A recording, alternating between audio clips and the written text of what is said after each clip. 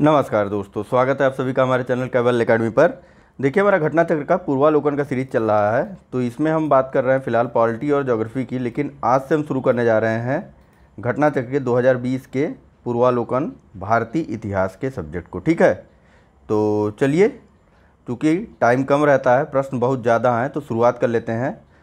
शुरुआत करने से पहले जो मित्र नए हैं वह हमारे चैनल को सब्सक्राइब कर लें और साथ ही साथ बेल आइकन के निशान को भी दबा लें। और जो मित्र साथ चल रहे हैं लगातार, वह भी अगर बेल आइकन को ना दबाए हो तो ज़रूर से ज़रूर दबा लें, ताकि जिससे जैसे ही वीडियो अपलोड हो आपको नोटिफिकेशन मिलती रहे। इसके अलावा यहाँ देखिए, हमारी जो है test series UP PCS test series का भी डिस्कशन चल रहा है। ठीक है, तो चलिए अपने अन्य मित्रों को भी हमारे साथ जोड़िए, यह हमें अधिक से अधिक मोटिवेट करेगा और आपके लिए और अच्छे अच्छे कंटेंट लाने के लिए प्रेरित करता रहेगा। तो चलिए शुरुआत कर लेते हैं। पहला चैप्टर है पाषाण काल से संबंधित। ठीक है, पहला चैप्टर पाषाण काल से संबंधित है। चूँकि प्रश्नोत्तर के माध्यम से ही चर्चा होती है, इसलिए डायरेक्ट प्रश्नों की तरफ आए हैं हम। पहला प्रश्न है, रॉबर्ट ब्रूस फूट थे एक। ऑप्शन है भूगर्भ वैज्ञानिक, बी पुरातत्वविद, सी पुरावनशास्त्री या फिर डी इतिहासकार। चलिए, इसका सही आंसर है ऑप्शन ए और बी दोनों ही। ठीक, रॉबर्ट ब्रूस फूट जो है एक भूगर्भ वैज्ञानिक और पुरातत्वविद दोनों ही थे। इन्होंने किया क्या था, तो इन्होंने 1863 में भारत की जो पाषाणकालीन बस्तियाँ थीं, इनका अन्वेषण या फिर इनकी खोज की थी। ये देखिए यहाँ पर, यह जियोलॉजिकल सर्वे ऑफ इंडिया से संबंध थे और रॉबर्ट ब्रूस फूट ने 1863 ईस्वी में भारत में पाषाणकालीन बस्तियों के अन्वेषण की शुरुआत की। ठीक है, तो चलिए नेक्स्ट प्रश्न के बारे में देखते हैं। यहाँ पूछा जा रहा है कि कोपेनहेगन संग्रहालय की सामग्री से पाषाण, कांस्य और लौह युग का त्रियुगीन विभाजन किया था। ऑप्शन है ए थॉमसन ने, बी लुबाक ने, सी टेलर ने या फिर डी चाइल्ड ने। यहाँ से देख लीजिए आप। चलिए, इसका सही आंसर है ऑप्शन नंबर ए। ठीक, यानी कि कोपेनहेगन संग्रहालय जो कि डेनमार्क में है, यहाँ पे जो सामग्री मिली इसका पाषाण, कांस्य और लौह युग में विभाजन किसने किया था, तो यह किया था थॉमसन जी ने। आइए देख लेते हैं इसका एक्सप्लेनेशन, तो कुछ और चीज़ें भी मिल जाएंगी जानने के लिए। देखिए, डेनमार्क के कोपेनहेगन संग्रहालय में 1818 और 1820 के आयोग की रिपोर्ट के अनुसार सामग्री के आधार पर पाषाण, कांस्य और लौह युग का त्रियुगीन विभाजन क्रिश्चियन जर्गेनसन थॉमसन ने किया था। किसने? क्रिश्चियन जर्गेनसन थॉमसन ने किया था। ठीक, और इनका प्रकाशन 1836 में किया गया था। ठीक है, इन सभी वस्तुओं के विवरण का प्रकाशन 1836 में थॉमसन के द्वारा ही किया गया था। ठीक, चलिए नेक्स्ट प्रश्न के बारे में बात करते हैं। यहाँ पूछा जा रहा है कि उत्खनित प्रमाणों के अनुसार पशुपालन का प्रारंभ हुआ था। ऑप्शन है ए निचले पूर्व पाषाण काल में, ऑप्शन बी मध्य पूर्व पाषाण काल में, ऑप्शन सी ऊपरी एवं पाषाण काल में या फिर ऑप्शन डी मध्य पाषाण काल में। चलिए, इसका सही आंसर है ऑप्शन नंबर डी। ठीक, मध्य पाषाण काल में पशुपालन का प्रारंभ हुआ था। आइए एक्सप्लेनेशन देखते हैं। तो देखिए, मध्य पाषाण काल के अंतिम चरण में पशुपालन के साक्ष्य मिले हैं। कहाँ कहाँ से? भारत में आदमगढ़ जो कि होशंगाबाद मध्य प्रदेश में है, और बागौर जो कि भीलवाड़ा राजस्थान में है। ठीक, भारत में पशुपालन के साक्ष्य कहाँ कहाँ से मिले हैं मध्य पाषाण काल के? तो यह मिले हैं आदमगढ़ जो कि होशंगाबाद मध्य प्रदेश में है, और बागौर जो कि भीलवाड़ा राजस्थान में स्थित है। आइए नेक्स्ट प्रश्न के बारे में चर्चा कर लेते हैं। चलिए, यहाँ पूछा जा रहा है कि मध्य पाषाणिक प्रसंग में पशुपालन के प्रमाण जहाँ मिले वह स्थान है। ऑप्शन दिया हुआ है ए लंघनाज, बी बीरभानपुर, सी आदमगढ़ या फिर डी चौपानी मांडो। चलिए, अभी हमने देखा आदमगढ़ होशंगाबाद। ठीक, आदमगढ़ होशंगाबाद मध्य प्रदेश से मध्य पाषाणकालीन पशुपालन के साक्ष्य मिले हैं भारत से। ठीक, इसके अलावा बागौर भीलवाड़ा राजस्थान से। चलिए नेक्स्ट प्रश्न के बारे में बात कर लेते हैं। यहाँ पूछा जा रहा है कि निम्नलिखित में से किस स्थल से हड्डी के उपकरण प्राप्त हुए हैं। ऑप्शन है ए चौपानी मांडो से, ऑप्शन बी काकोरिया से, ऑप्शन सी महदहा से या फिर ऑप्शन डी सराय नाहर राय से।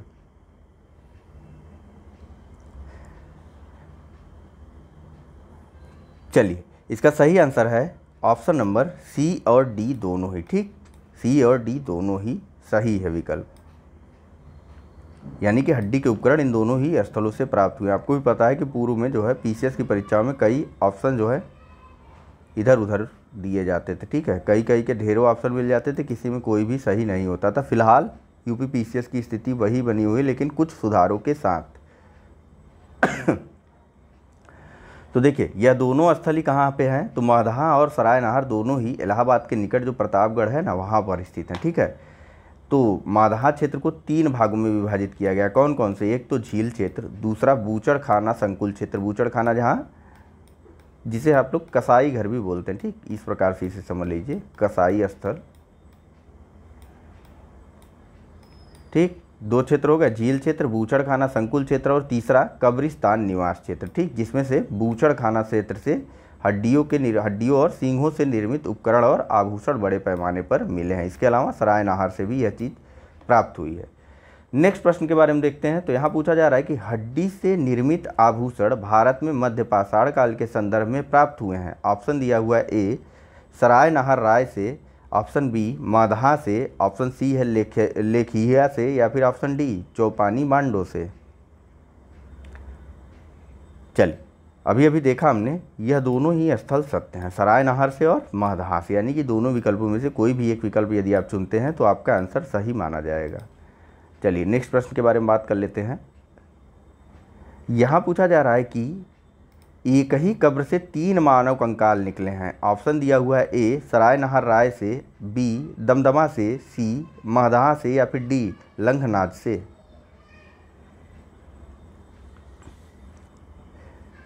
चलिए इसका सही आंसर है ऑप्शन नंबर बी, दमदमा से जो है 3 मानव कंकाल एक ही कब्र में प्राप्त हुए हैं, ठीक है। यह स्थल कहाँ पे है? तो भैया यह भी प्रतापगढ़ क्षेत्र में स्थित है, यानी कि सराय नाहर राय, महदहा और दमदमा, यह तीनों इलाहाबाद के निकट प्रतापगढ़ के पास स्थित है, जिसमें से महदहा को 3 भागों में विभाजित किया गया है। किस किस 3 भागों में?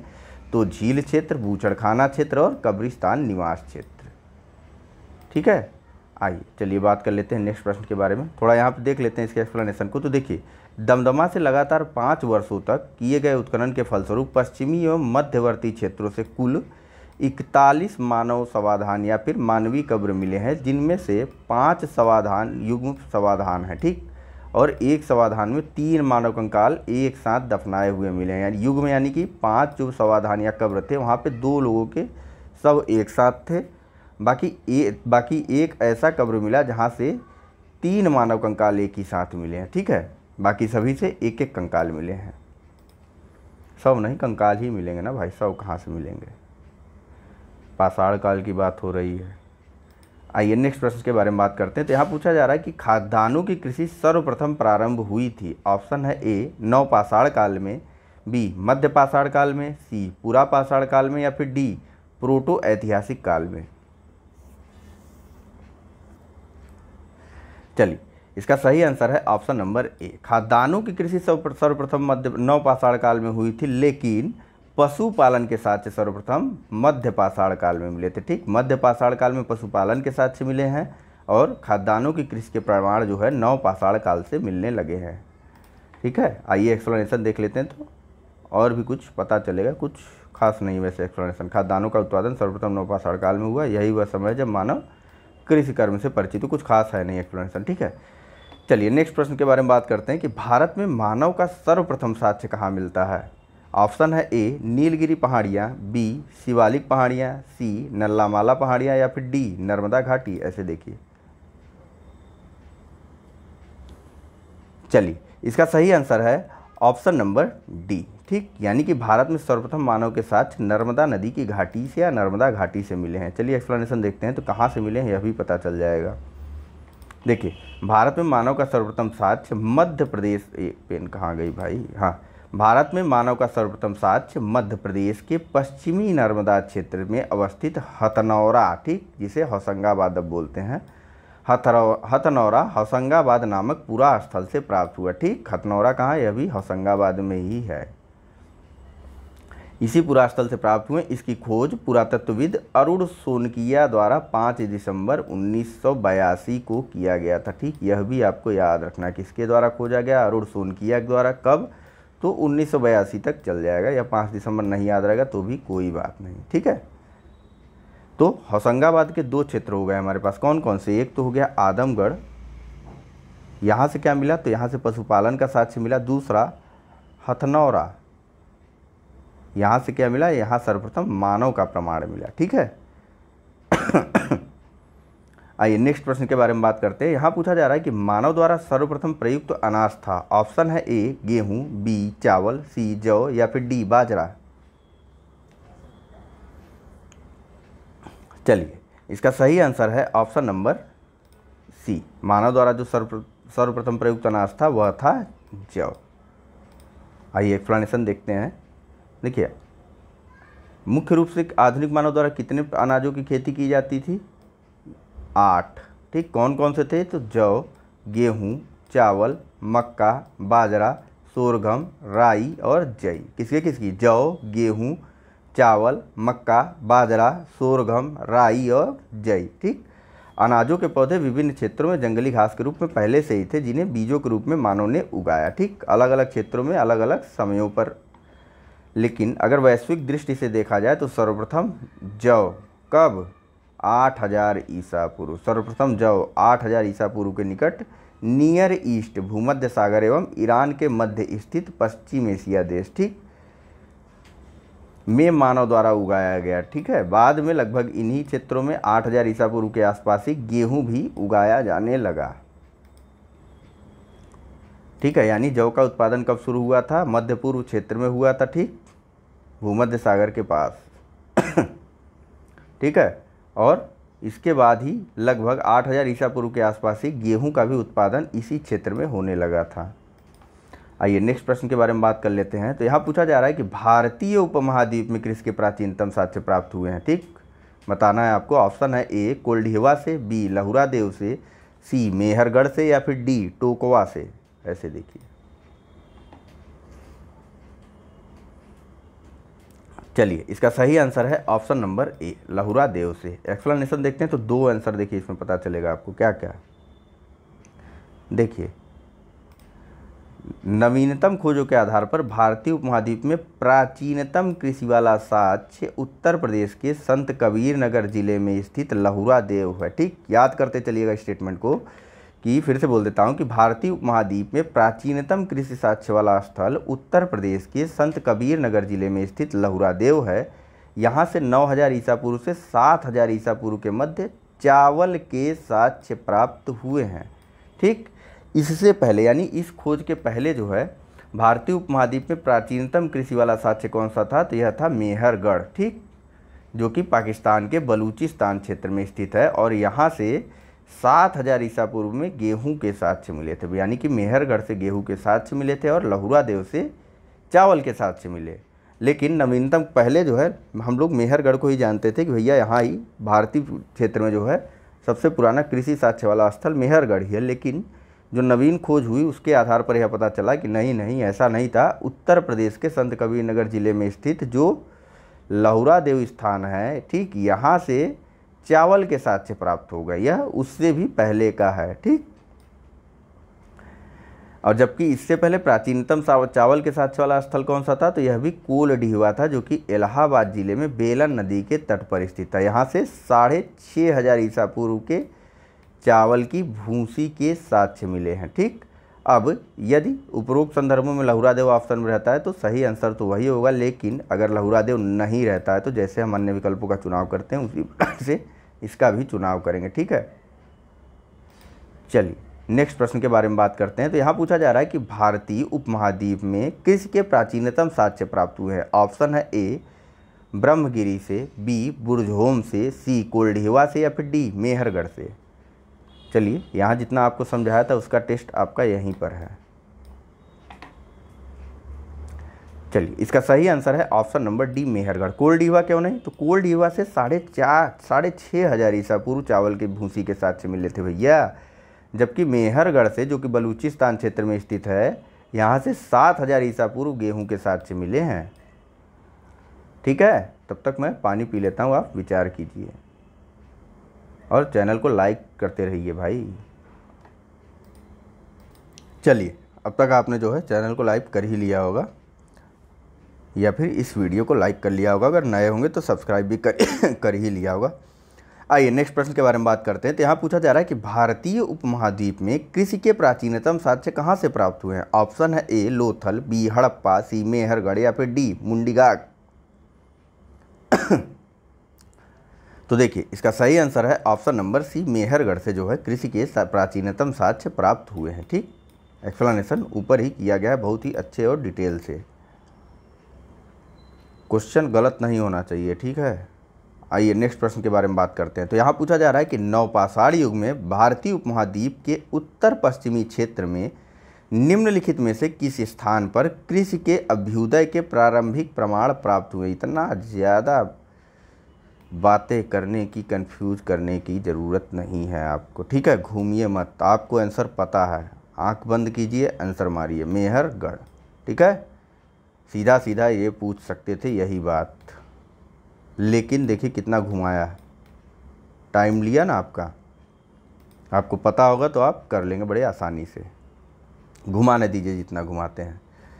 आइए नेक्स्ट प्रश्न के बारे में बात करते हैं। यहाँ पूछा जा रहा है कि भारत में पशुपालन एवं कृषि के प्राचीनतम साक्ष्य प्राप्त हुए हैं। ऑप्शन है ए अंजीरा से, बी दम्भ सदात से, सी किली गुल मोहम्मद से या फिर डी मेहरगढ़ से।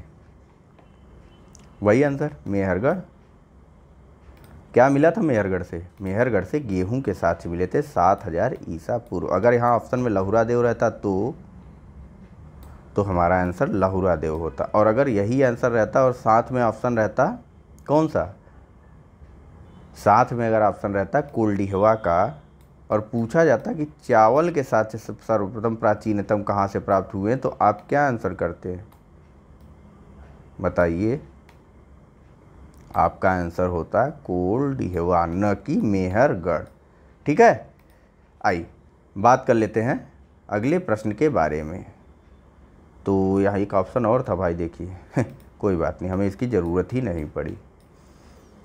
चलिए यहाँ पूछा जा रहा है कि उस स्थल का नाम बताइए जहाँ से प्राचीनतम स्थायी जीवन के प्रमाण मिले हैं। ऑप्शन है ए धौलावीरा, बी किले गुल मोहम्मद, सी कालीबंगा या डी मेहरगढ़। ऐसे देखिए डी मेहरगढ़।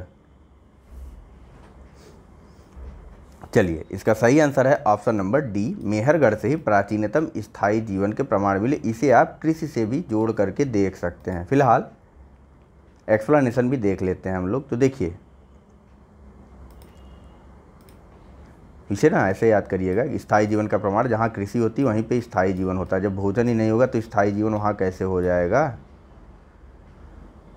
देखिए बात कर लेते हैं इसके एक्सप्लेनेशन की। तो देखिए प्राचीनतम स्थायी जीवन के प्रमाण सर्वप्रथम बलूचिस्तान के कच्छी मैदान स्थित मेहरगढ़ से मिले, जिसकी प्रमाणिक तिथि 7वीं सहस्त्राब्दी ईसा पूर्व, 7000 ईसा पूर्व। ठीक है, जबकि किले गुल मोहम्मद एवं कालीबंगा की प्राचीनतम तिथि क्रमशः 4000 ईसा पूर्व और 3500 ईसा पूर्व की है। ठीक, यानी कि किले गुल मोहम्मद से स्थायी जीवन के प्रमाण कब मिले, तो 4000 ईसा पूर्व के मिले, और कालीबंगा से 3500 ईसा पूर्व से साक्ष्य मिले हैं। ठीक है, चलिए नेक्स्ट प्रश्न के बारे में चर्चा कर लेते हैं। यहाँ पूछा जा रहा है कि निम्नलिखित में से किन स्थानों से मध्य पाषाण काल में पशुपालन के प्रमाण मिलते हैं। ऑप्शन है औदे, बी बोरी, सी बागोर या फिर डी लखनिया। चलिए इसका सही आंसर है ऑप्शन नंबर सी बागोर। ठीक, यह चूँकि एमपी का नहीं यूपी का है, ये यूपी पीसीएस प्री 2018 का ही प्रश्न है ये। ठीक, बागोर के बारे में बात हुई थी ना, राजस्थान के भीलवाड़ा में है। इसके अलावा मध्य प्रदेश का होशंगाबाद स्थित आजमगढ़। आइए नेक्स्ट प्रश्न के बारे में बात करते हैं। निम्नलिखित में से किसको चालकोलिथिक युग भी कहा जाता है। ऑप्शन है ए पूरा पाषाण युग, बी नवपाषाण युग, सी ताम्रपाषाण युग या फिर डी लौह युग।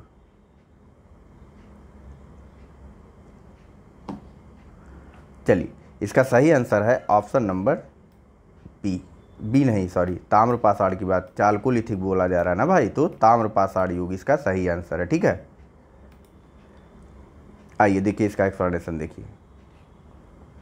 यहाँ पे बताया जा रहा है कि ताम्रपाषाण युग को चालकोलिथिक या कैल्कोलिथिक युग भी कहा जाता है। कौन कौन सा, कैल्कोलिथिक या चालकोलिथिक युग ताम्रपाषाण युग को कहा जाता है। ठीक, चलिए नेक्स्ट प्रश्न के बारे में बात करते हैं। यहाँ पूछा जा रहा है कि निम्न में से किस एक पुरा स्थल से पाषाण संस्कृति से लेकर हड़प्पा सभ्यता तक के सांस्कृतिक अवशेष प्राप्त हुए हैं। ऑप्शन है ए आमरी, बी मेहरगढ़, सी कोटजी या डी कालीबंगा।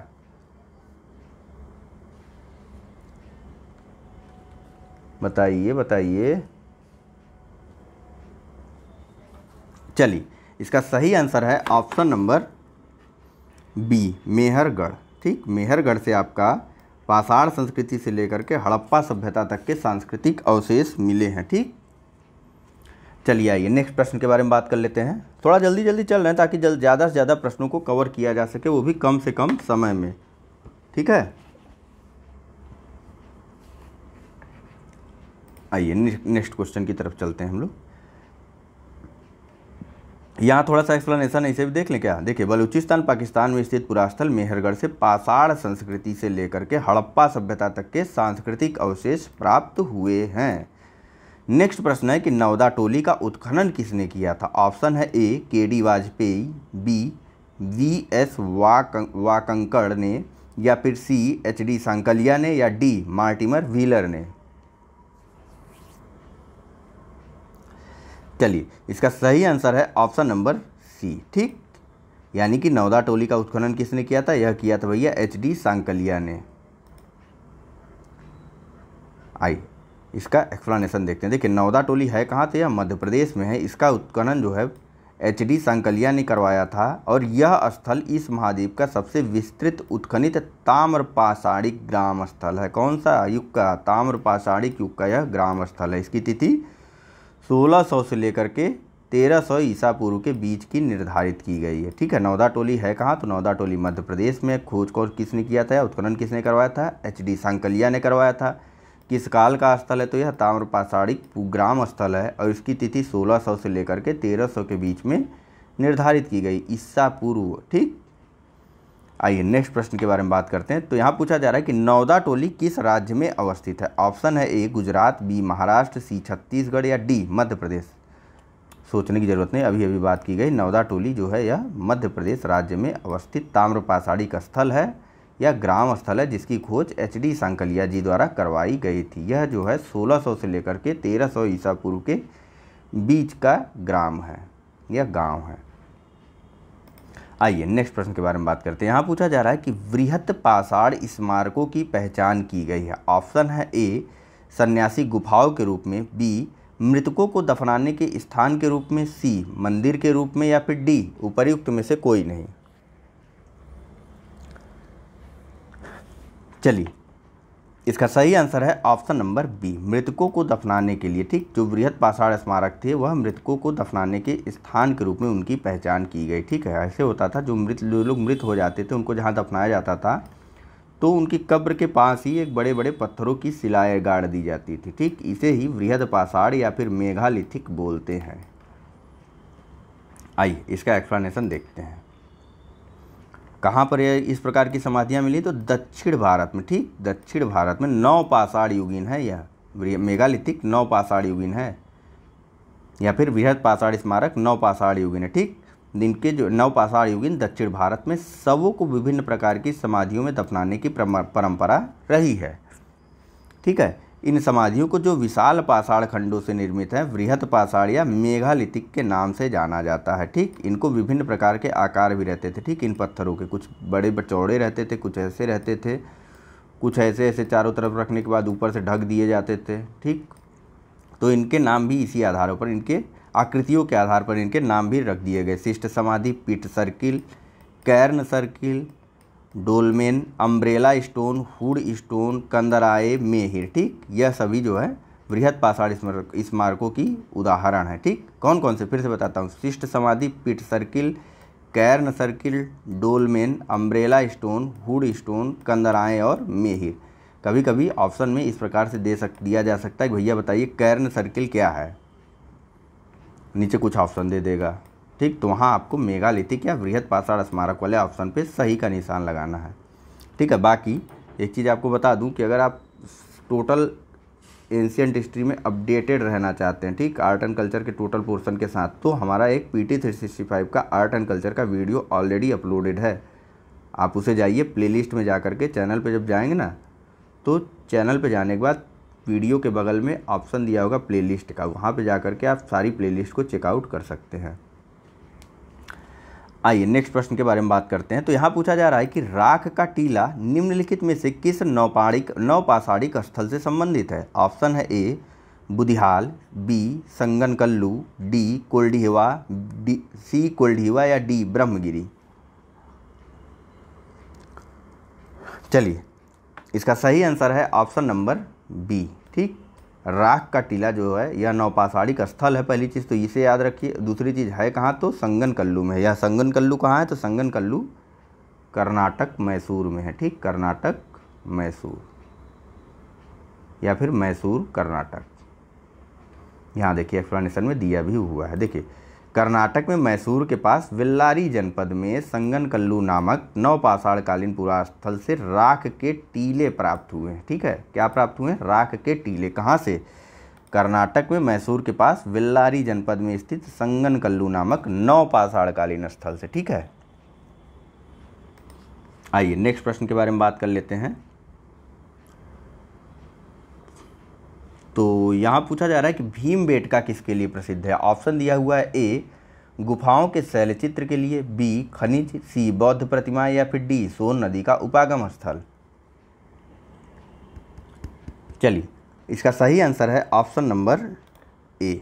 भीमबेटका जो है यह गुफाओं के शैल चित्रकारी के लिए प्रसिद्ध है। कहाँ पर है, कैसे है, इसके बारे में आइए एक्सप्लेनेशन में देखते हैं। देखिए मध्य प्रदेश के रायसेन जिले में स्थित भीमबेटका, कहाँ पर, स्थल का नाम भी याद रखिए, मध्य प्रदेश के रायसेन जिले में स्थित भीमबेटका जो है यह एक प्रागैतिहासिक शैल चित्रकला का श्रेष्ठ उदाहरण है। ठीक, इन गुफाओं में जीवन के विविध रंगों को पेंटिंग के रूप में उकेरा गया है, जिसमें हाथी, सांभर, हिरन आदि के चित्र हैं। ठीक, अब तक लगभग 700 शरणार्थियों की पहचान की जा सकी है, जिसमें 133 चित्र पाए गए हैं। ठीक, कितने, 133 चित्र।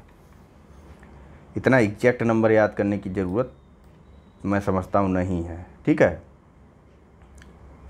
बाकी कहाँ पर है, तो मध्य प्रदेश के रायसेन जिले में है। कौन सी गुफा है, भीमबेटका है। यहाँ से मिला क्या था, तो प्रागैतिहासिक कालीन चित्रकला मिला था। ठीक है,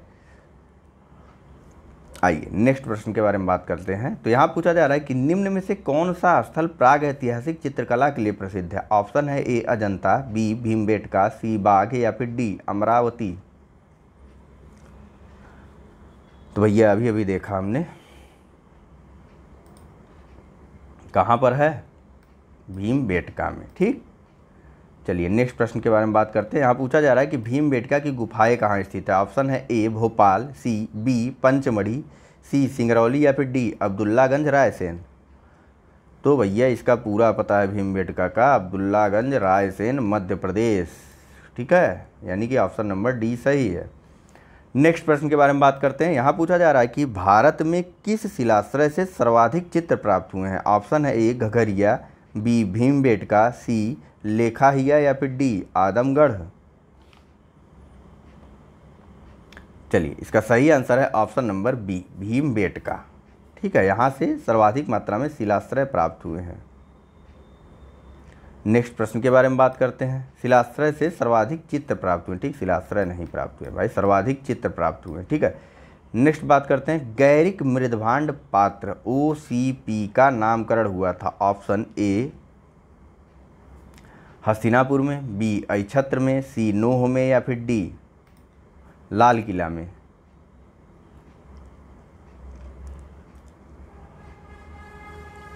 चलिए इसका सही आंसर है ऑप्शन नंबर ए हस्तिनापुर में गैरिक मृदभांड यानी कि OCP का नामकरण हुआ था। ठीक है, आइए थोड़ा सा इसका एक्सप्लेनेशन देख लेते हैं, इस पर भी ध्यान देते चलिए। टेस्ट डिस्कशन बहुत ज़रूरी, फिलहाल जो टेस्ट डिस्कशन चल रहा है वह UP PCS के लिए चल रहा है। इसके पहले IAS का 2 टेस्ट डिस्कशन विजन IAS का अपलोड किया जा चुका है ऑलरेडी। ठीक है,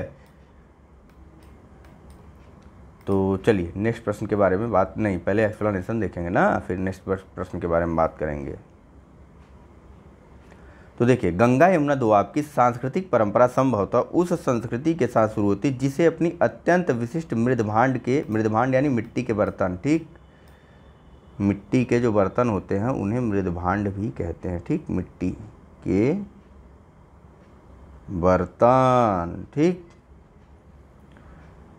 गैरिक, देखिए गैरवर्णिक गैरिक मृदभांड संस्कृति या ओसीपी कहा जाता था। इस पूरी संस्कृति का नाम ही इसके बर्तनों के आकार के या रंग के नाम पर कर दिया गया था, जिसका रंग था गेरुवर्णिक गैरिक मृदभांड, ठीक। बी लाल ने वर्ष 1951 में हस्तिनापुर में सर्वप्रथम गैरिक मृदभांड प्राप्त किए थे और वहीं से इसका नाम पड़ गया।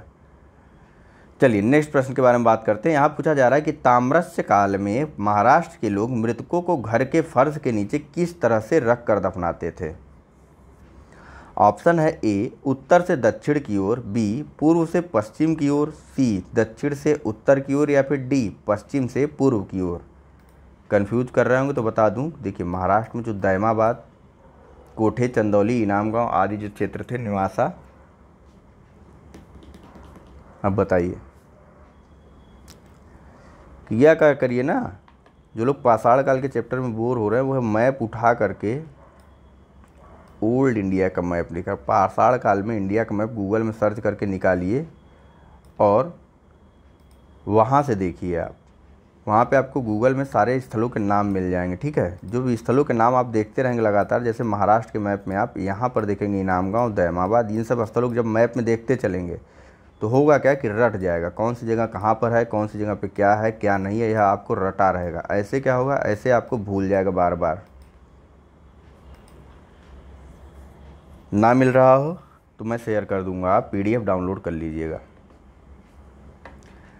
चलिए इसके बारे में बात कर लेते हैं। तो इसका सही आंसर है ऑप्शन नंबर ए, ठीक है। यानी कि महाराष्ट्र में उत्तर से दक्षिण के दिशा की ओर, ठीक, उत्तर दिशा की ओर उनका सर रहता था और दक्षिण दिशा की ओर पैर रहता था। इस प्रकार से मृतकों को घर की फर्श के नीचे दफनाया जाता था। देखिए यहाँ पर महाराष्ट्र की ताम्रपाषाणकालीन संस्कृति, कौन सी ताम्रपाषाणकालीन संस्कृति, जिसे जोरवे संस्कृति भी कहा जाता था। इसके स्थल कौन कौन से थे, नेवासा, दैमाबाद, कोठे, चंदौली और इनाम गांव, ठीक। इन पुरा स्थलों में घरों से मृतकों के अस्थि, घरों से जो है मृतकों को अस्थि कलश में रख करके उत्तर से दक्षिण स्थित घरों के फर्श के नीचे दफनाए जाने के साक्ष्य मिले, ठीक है। कब्र में मिट्टी की हंडिया और तांबे की कुछ वस्तुएं भी रखी जाती थी, हंडिया नहीं हंडिया, ठीक, मिट्टी की हंडिया और तांबे की कुछ वस्तुएं, यानी कि ऐसा माना जाता था कि मृत्यु के उपरांत भी व्यक्ति को इन चीज़ों की ज़रूरत पड़ सकती, इसलिए जो है यह बर्तन या फिर कुछ उसके दैनिक उपयोग के सामान रख दिए जाते थे। आइए नेक्स्ट प्रश्न के बारे में बात करते हैं। यहाँ पूछा जा रहा है कि निम्नलिखित में से किस स्थल से मानव कंकाल के साथ कुत्ते का कंकाल भी समाधान से प्राप्त हुआ है। ऑप्शन है ए ब्रह्मगिरी, सी बी बुर्जहोम, सी चिरांद, या फिर डी मास्की।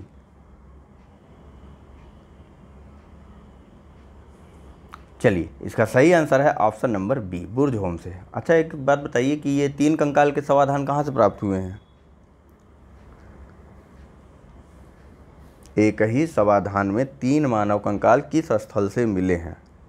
चलिए ना याद आ रहा हो तो फिर से रिपीट करिएगा लेक्चर, ये आपकी जिम्मेदारी है, ठीक है। तो मानव कंकाल के साथ कुत्ते के कंकाल के समाधान कहाँ से प्राप्त हुए, तो यह भैया प्राप्त हुए बुर्जहोम, जम्मू कश्मीर के श्रीनगर के निकट स्थित है यह स्थल, ठीक है। यहाँ देखिए कौन से काल का स्थल है, तो नवपाषाणिक काल का स्थल है, ठीक। देखिए जम्मू एवं कश्मीर में श्रीनगर के निकट स्थित उत्तर पश्चिम में स्थित बुर्जहोम से नवपाषाणकालिक अवस्था में मानव कंकाल के साथ साथ कुत्ते का कंकाल भी समाधान से प्राप्त हुआ है। गर्तावास यानी गड्ढों वाले घर भी यहाँ की प्रमुख विशेषता हैं, ठीक। कहाँ की प्रमुख विशेषता, बुर्ज होम की प्रमुख विशेषता है गड्ढों वाले घर, जिन्हें गर्तावास कहा जाता है। आइए नेक्स्ट प्रश्न के बारे में बात करते हैं। तो यहाँ पूछा जा रहा है कि निम्नलिखित में से किस स्थान पर मानव के साथ कुत्ते को दफनाए जाने का साक्ष्य मिला है। हमको अभी देखा हमने, सही ऑप्शन है बुर्जहोम। यह कोल्डिहवा गलत है, मांडो गलत है और चौपानी मांडो भी गलत है। चलिए नेक्स्ट प्रश्न के बारे में बात करते हैं कि गर्त आवास के साक्ष्य कहाँ मिले हैं। ऑप्शन है ए बुर्जहोम से, सी कोल्डिहवा से, सी ब्रह्मगिरी से, या फिर डी संगन कल्लू से।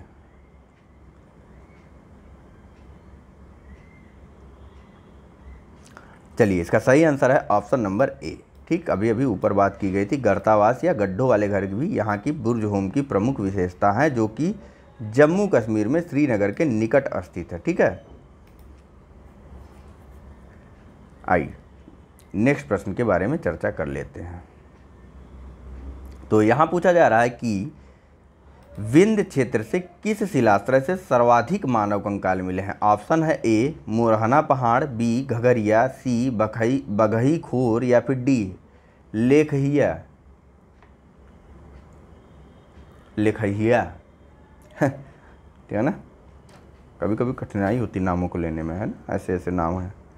चलिए, इसका सही आंसर है भाई वही अपना कठिन वाला लेखहिया। ठीक, यह कहाँ पर है तो विंध्य क्षेत्र में है। क्या मिले हैं तो शिलाश्रय, ये गुफा है जहाँ से सर्वाधिक मानव कंकाल मिले हैं। ठीक, विंध्य क्षेत्र के सर्वाधिक मानव कंकाल लेखहिया से मिले हैं। यह कहाँ पर है, किस हाल में है, आइए देखते हैं इसके बारे में। देखिए, JN पांडे की पुस्तक छोड़िए, विंध्य क्षेत्र से लेखहिया के शिलाश्रय संख्या 1 से मध्य पाषाण कालिक, ठीक, किस युग के तो मध्य पाषाण कालिक लघु पाषाण उपकरणों के अतिरिक्त, मध्य पाषाण कालिक यानी लघु पाषाण उपकरण भी यहाँ से जो मिले हैं लेखहिया से, वह किस काल के हैं, मध्य पाषाण कालिक हैं। ठीक, इनके अलावा क्या क्या मिला है तो 17 मानव कंकाल प्राप्त हुए हैं, जिनमें से कुछ सुरक्षित हालत में है और अधिकांशतः क्षत विक्षत भी हैं।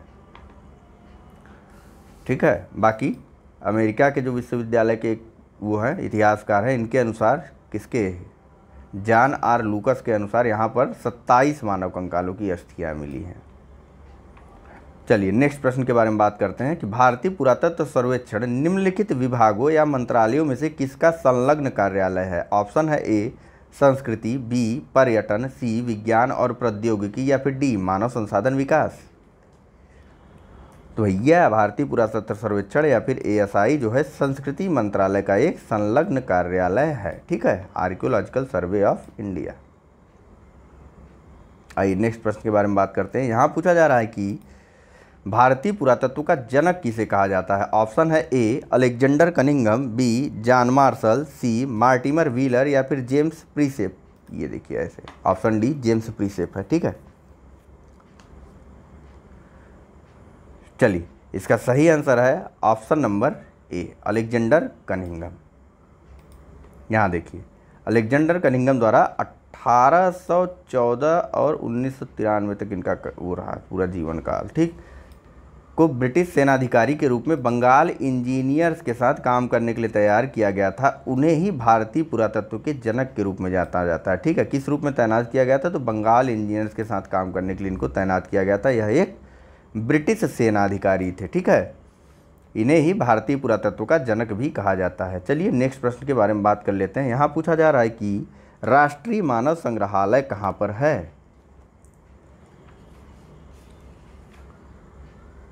जल्दी बताइए। ऑप्शन है ए गुवाहाटी, बी बस्तर, सी भोपाल, डी चेन्नई। अरे भाई कभी कभी ऑप्शन खुद से पढ़ लिया करो भाली।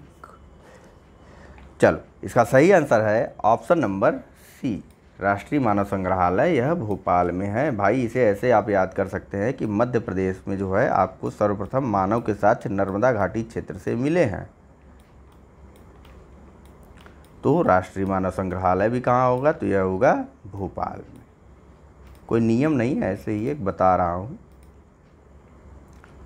यहाँ देखिए, इसका नाम बदल करके अब क्या कर दिया गया है तो इसका नाम बदल करके अब इंदिरा गांधी राष्ट्रीय मानव संग्रहालय कर दिया गया। ठीक है, यह भोपाल मध्य प्रदेश में स्थित है और यह भारत सरकार के संस्कृति विभाग के अंतर्गत एक स्वायत्तशासी संगठन या ऑर्गेनाइजेशन है। चलिए नेक्स्ट बात कर लें, टाइम ज़्यादा हो रहा है ना। नेक्स्ट हमारा सिंधु सभ्यता शुरू हो जा रहा है, यह चैप्टर ख़त्म हो रहा है। ठीक है, तो उम्मीद है कि आप लोगों को अच्छा लगा होगा। फ़िलहाल इस डिस्कशन में इतना ही है। जो मित्र अभी तक चैनल को सब्सक्राइब नहीं किए वो चैनल को सब्सक्राइब कर लें और साथ ही साथ बेल आइकन के निशान को भी दबा लें तत्काल अपडेट पाने के लिए, क्योंकि जैसे ही वीडियो अपलोड होगा मैं उम्मीद करता हूँ आप तत्काल से तत्काल और जल्द से जल्द इन चीज़ों को देखें। इससे क्या होगा कि मुझे और ज़्यादा वीडियो बनाने में आसानी होगी। मैं लगातार लेक्चर तो दे सकता हूँ लेकिन आपके लिए बहुत ज़्यादा बर्डन हो जा रहा है। तो चलिए, thank you very much for discussion.